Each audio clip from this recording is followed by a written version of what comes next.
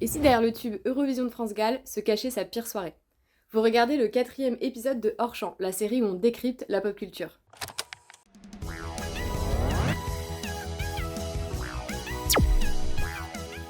Le 20 mars 1965 à Naples, France Gall avance timidement sur la scène de l'Eurovision. À 17 ans, la jeune chanteuse s'apprête à interpréter Poupée de cire, poupée de son, écrite par Serge Gainsbourg. Et avec, elle remporte la victoire pour le Luxembourg, un triomphe absolu.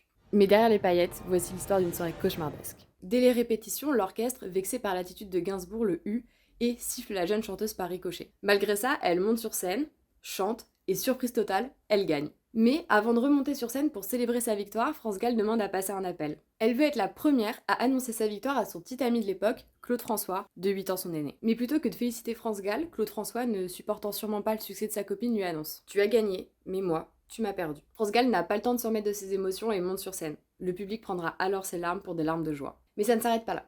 Une fois de retour dans sa loge, France Gall se fait gifler par Kitty Kirby, une concurrente qui estime que les résultats ont été truqués. Et pendant que tout ça se joue, un autre drame plus silencieux se glisse dans l'histoire, la chanson elle-même. Avec son double sens, Gainsbourg y raconte l'histoire d'une jeune artiste manipulée, façonnée, utilisée. Un peu ce qu'est en train de vivre France Gall ce soir-là en direct. Et oui, vous n'écouterez sûrement plus Poupée de cire, poupée de son de la même manière. Si vous voulez soutenir le média, n'hésitez pas à enregistrer ou partager cette vidéo et dites-nous en commentaire quelle autre histoire pop vous voulez voir passer hors champ.